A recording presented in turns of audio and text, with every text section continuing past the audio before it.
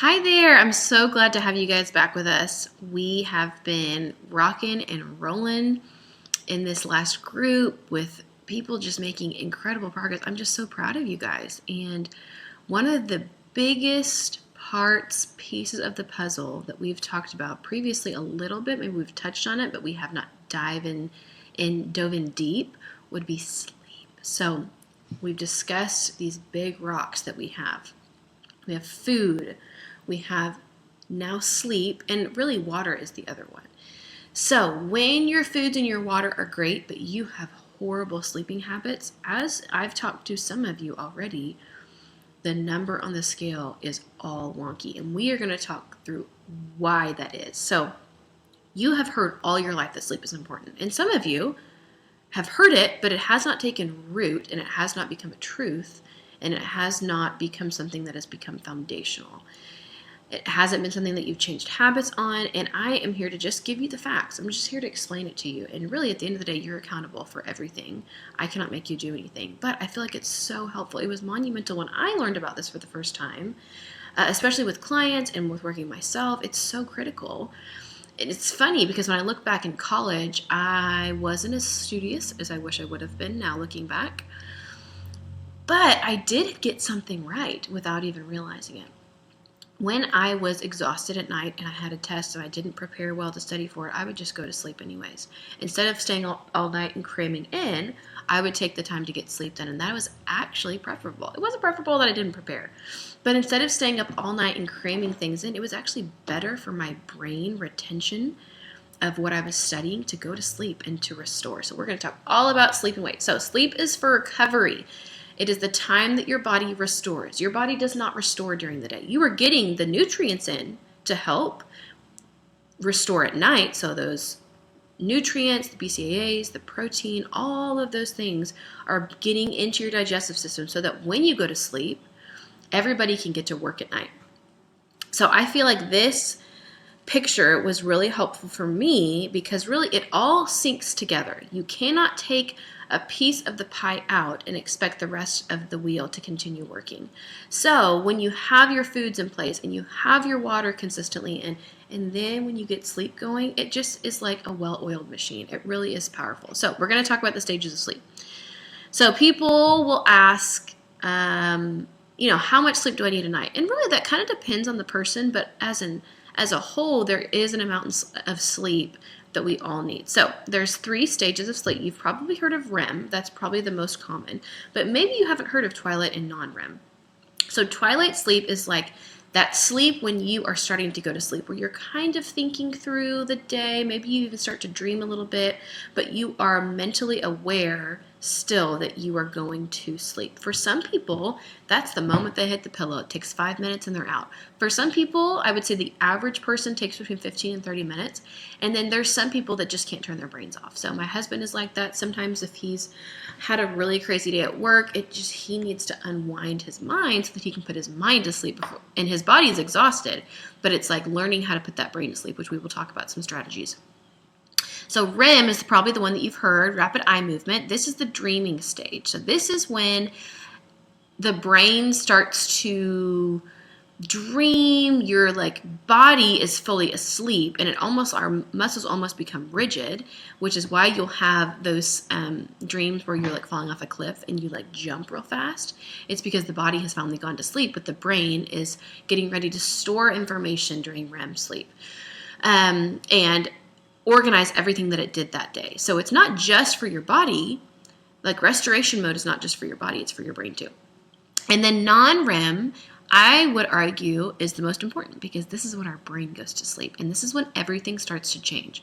And the thing about non-REM sleep is that it requires a 4-hour uninterrupted chunk.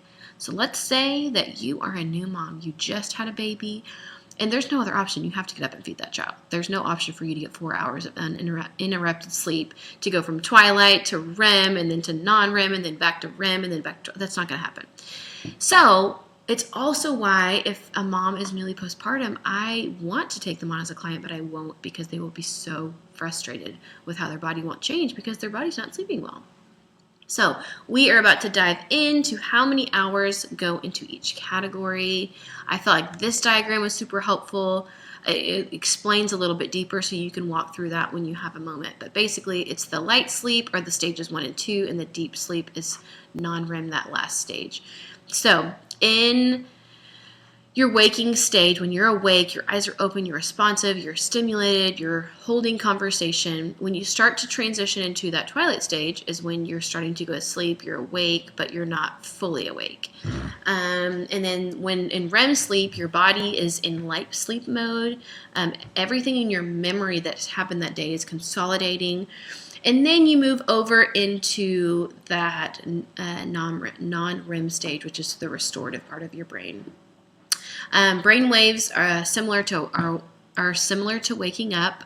This is when your most vivid dreams happen, and this is when your body does not move, is in your REM sleep. This is in the non-REM sleep.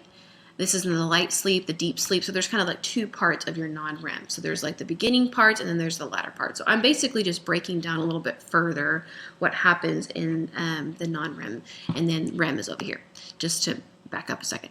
So 4 to 7 hours a night is spent in your non-REM.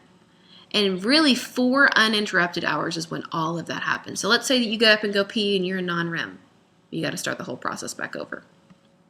REM sleep is between 90 and 120 minutes. So as you'll see, that's not as much. And then awake time is like anywhere between 16 and 18 hours a day. So majority of your restorative mode is during that non-REM sleep. And really, REM sleep, when you're dreaming and your brain is awake and everything's like, think about a file cabinet and all the files are lining back up. That's when you are in REM sleep. So let's talk about how much sleep do I need? Okay, I understand the science, but I just need you to tell me how much I need to sleep.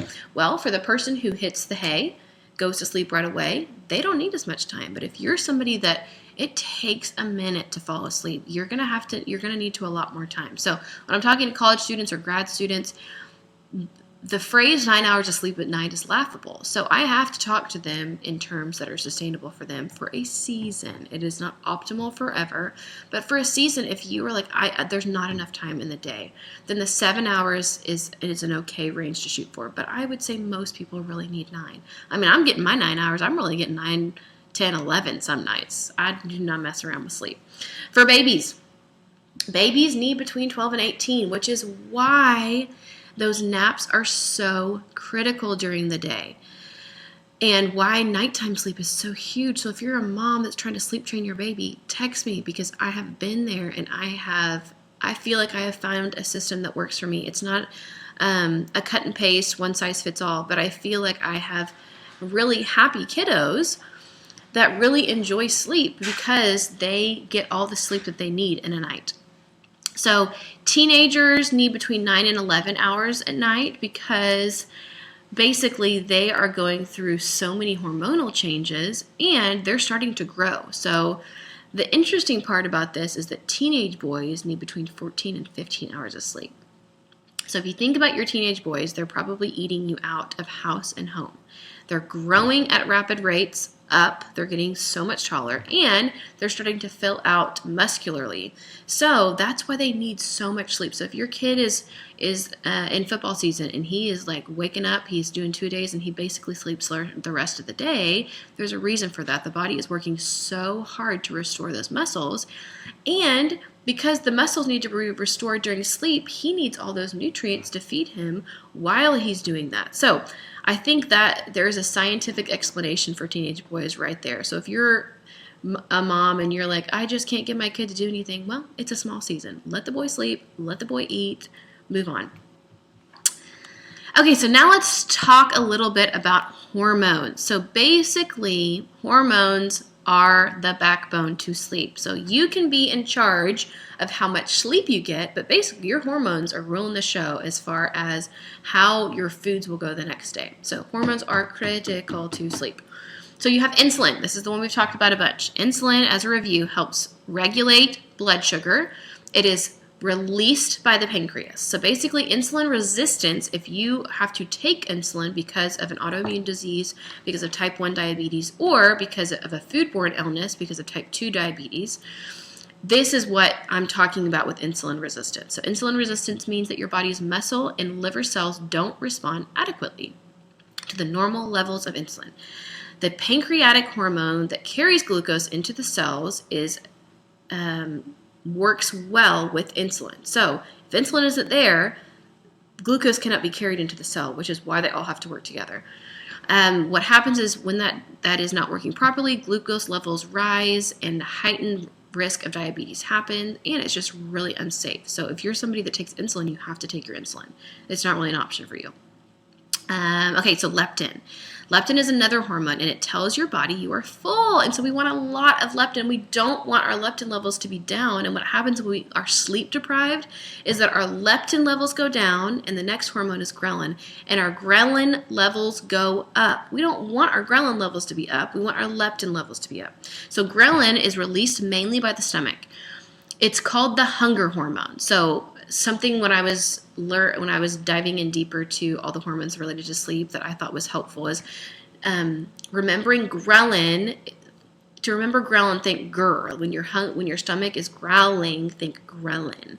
It's the hunger hormone because it stimulates appetite, increasing food intake, and promotes fat storage. So we don't want ghrelin to be high.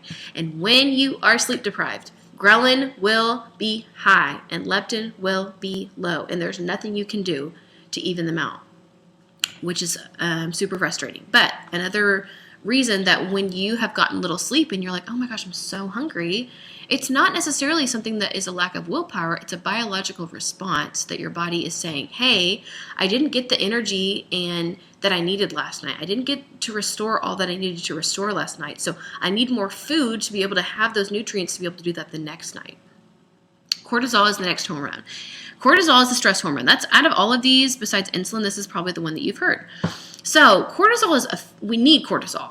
Otherwise, if we didn't have cortisol, then we wouldn't be able to go rescue our child when they're running in the street, or we wouldn't be able to run from a bear in the forest if we were out camping. We need that. But nowadays in America, and I have overseas people too, so overseas too, but now I feel like America is prominent when it comes to stress, is we are living at a chronic high stress level. So instead of having those peaks of stress where we need to react, our boss let us down, or we have a deadline to meet, and we're living in this stress level, and we don't want our stress to be high all the time. When a person is in a dangerously high pressure situation, their body releases cortisol, and it can impact their metabolism. When a person is, I have that twice, so I need to fix that, so sorry. People often reach for food for comfort when they feel stressed, because that's the body's way of self-medicating sometimes. It's like, oh, I feel stressed out at work, I just want to get a beer, I just want to go sit on the couch, I just want to eat my chocolate. Like, those are things that help us calm down, help our nervous system calm down, and they stimulate the portion of our brain that gives us pleasure. And so it's not a shock that food can be comforting to people. The excess calories tend to remain around the belly area for us to use later. So a study in a journal of clinical sleep medicine links weight gain to short sleep duration, which also leads to excess belly fat. So basically, let's just go back for a moment. If ghrelin levels are high, which are telling you that you're hungry, and leptin levels are low, which tells you you're full, and you're stressed, lack of sleep and you're stressed, no wonder we have this tendency to eat out of control. So poor sleep quality and poor sleep duration can lead to an increase of abdominal fat. So not getting enough sleep may potentially lead to unhealthy eating behaviors, emotional eating, and unhealthy things that can happen biologically inside of you. So those are basically all related to sleep and lack of sleep. Another hormone we'll touch on is melatonin. This is probably one that you may or may not have heard. This is made by the pineal gland. That's a pea-sized gland found just above the middle of your brain. So this one's in the middle of your brain, and it helps your body know when to go to sleep. So your eyelids are actually the thinnest piece of skin on your body. So melatonin is secreted when it's time to go to sleep, right? It helps you go to sleep. So when the lights are dark, when your eyes are closed, that triggers your body to say, hey, I need you to release melatonin so that I can go to sleep. So melatonin is produced by the absence of light. So if your baby is sleeping in a dark room, your baby's probably going to sleep a little bit better because that melatonin is able to be produced. And same with you and I. Now, we don't have blackout curtains in our bedroom. We do for our baby, and then we did for our toddler. And then our elder kids don't, but I think that's okay because they're not asleep during the day except for my 3-year-old that still naps. They're asleep at night. So when the sun goes down, their melatonin goes up, which helps them go to sleep. There are melatonin supplements, and prescribed by your doctor, they're okay to use. But it's really, really not a great place to become dependent on melatonin because instead of teaching your body to secrete it naturally, you're giving a supplement. So it's not like it's horrible to take melatonin, but it should be something that is used every once in a while, not every night. Okay. HGH, human growth hormone, is next. This hormone helps to regulate the body's composition, body fluids, and muscle and bone growth, mental function, and heart functionality. So during sleep, HGH is released and restored by your body and muscles from stress of the day. The unfortunate part about HGH is that it stops being produced at a very large quantity when you turn 30. So it's a wonder that body composition and metabolism and restoring all those things is harder to do as you age, and why it's so easy for, let's say, junior in high school to eat whatever they want and then just to stay fit. Like it's biologically our body is starting to age. Your immune system also restores itself. Much less is known about deep sleep than REM sleep. I think that part is supposed to go above. I'm so sorry. I am still getting my ducks in a row. Okay, so HGH limits the storage of fats and metabolizes them for energy.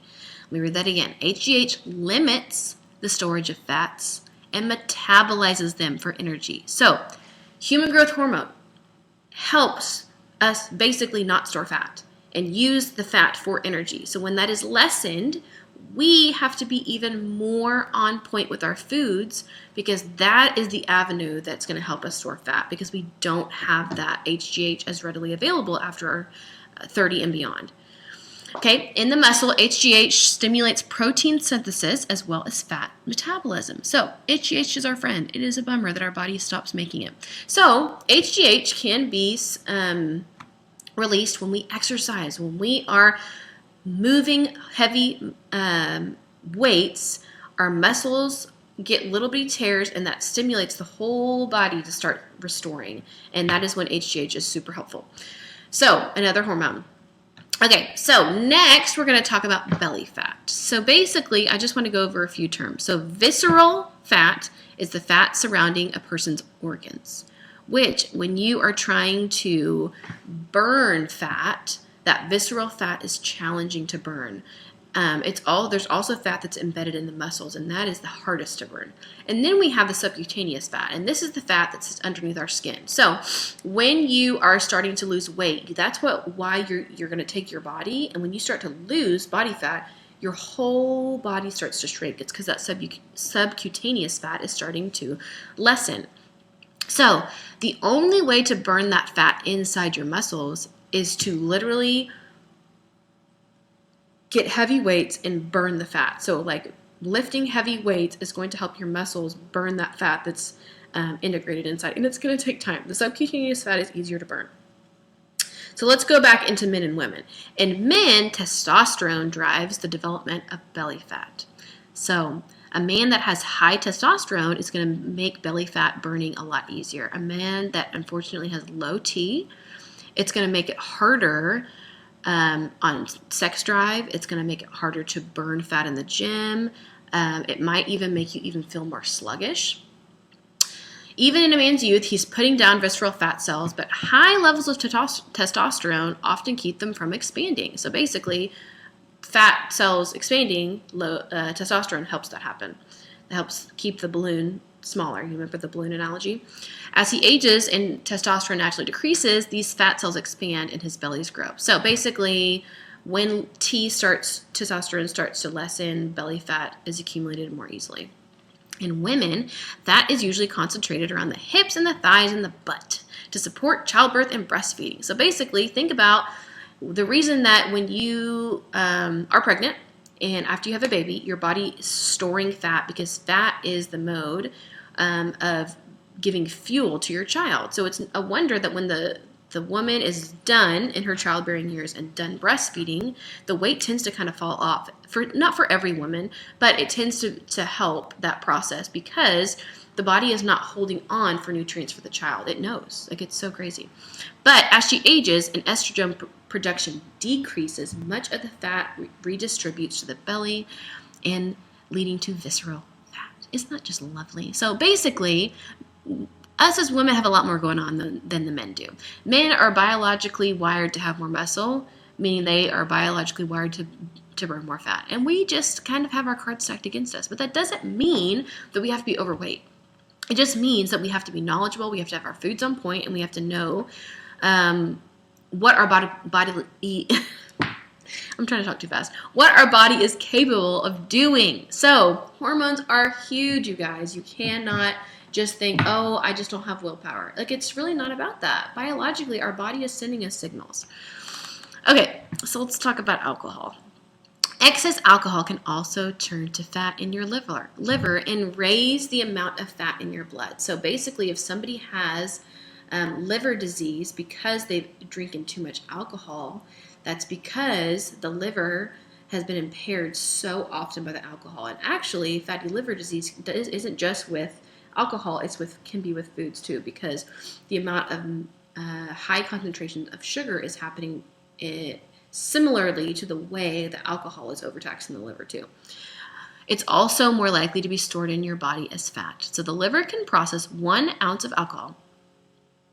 Do you know how much an ounce is? It's about this much in a jar. Every hour. And it can be detected in the blood for several hours and in the urine for days. So if alcohol is your best friend, I want to teach you how to do it well. But thinking that you're going to be able to drink once a day or even multiple times a week and shed body fat is basically like being in a hamster wheel and working really hard and not moving anywhere. So telling people that they're never going to be able to drink again is not sustainable. But teaching people how to do it strategically and to do it well and educating them of like, hey, this is what alcohol is doing to you. Because most people aren't just going to have one drink. Maybe you'll have a glass of wine at dinner and that's your cutoff. But most people that are going out are having multiple. And then on top of that, they're eating multiple starches. And then it's just, they don't understand why 2 weeks later they're up 5 pounds. You know what I mean? It's because the body can only do so much. When the liver is overworked, it has to not only work on the food that just came in, but it also has to work on the food that has been backlogged because it was basically drunk during the time of drinking. Is this a fun lesson? Practical steps. So, in order to get better sleep, lowering your temperature at night is actually helpful. So if you have a fight in your house about the thermostat, the person who likes it colder is going to win this argument, because when the body temperature is lowered, the restorative mode is sleep and more body fat is actually going to be burned. It doesn't mean it has to be frigid. Like the other night, my husband turned the air on because he was really hot, and then everybody woke up with cold toes, and I was like, we overdid it a little bit. But not sleeping in hot temperatures is actually really helpful to go into a very deep sleep. So turning off screens an hour before bed. This is a hard one for me because I like to be on my phone before I go to bed. But if I'm having trouble sleeping, I will shut screens, turn my phone off, and just kind of be in my thoughts. And it really does help because that blue light stimulates our brain to be on and working. A few practical things is turning on night shift mode on your phone and turning it on your computer will be really helpful, or wearing those blue light glasses. I really don't think those are necessary, and unless those are not options on your phone. Exercise is huge for sleep. So we haven't really talked much about exercise because I don't like to go into it until food habits are really established. But basically what I will say for now is to do something you enjoy. So if you like yoga, go to yoga. If you don't like to run, don't run. There's not like, there is a strategic way to exercise, especially with weights, that we'll get into later, but do something that relieves stress, lowers cortisol level. Caffeine, no later than 3 p.m. if you have trouble sleeping. Some people can handle caffeine, later in the day and they sleep fine, but if you're having trouble sleeping, these are tips. And then bedtime and wake time. I'm not great at this, but I'm really trying to get better about having a set time that I wake up every day. Bedtime just varies for me. If I was someone that had a harder time sleeping, I would probably be more inclined and more disciplined because I would be motivated, but sleep's not really hard for me. I'm not that kind of person that lays awake for hours at night unless I'm pregnant, and that's not fun. So I hope this helped. I hope this gave you tools. I think this lesson is really powerful because it gives you so much language and education. And if you're somebody that just does not value sleep, it's kind of the accountability piece for you to value sleep. And just remember, it's all a work in progress. So if you're somebody that doesn't get 7 hours to 9 hours of sleep continuously, then have a goal this week to be like, I'm going to go to bed at such and such time, and I'm going to wake up at such and such time. And just do that for a week and kind of see how you do and see if you're able to get those hours of sleep in. I think we just all tend to get out of a habit and stay up and watch a show or be on our phone, and then an hour has passed and you're like, I really needed to go to bed. So I hope this helped. I love this lesson. I would love to know your thoughts. I would love to know any questions you have. I'm still learning a lot about sleep. It's just fascinating. And if you're into it too, I would love to know what you have been reading and finding. Okay, see you next week.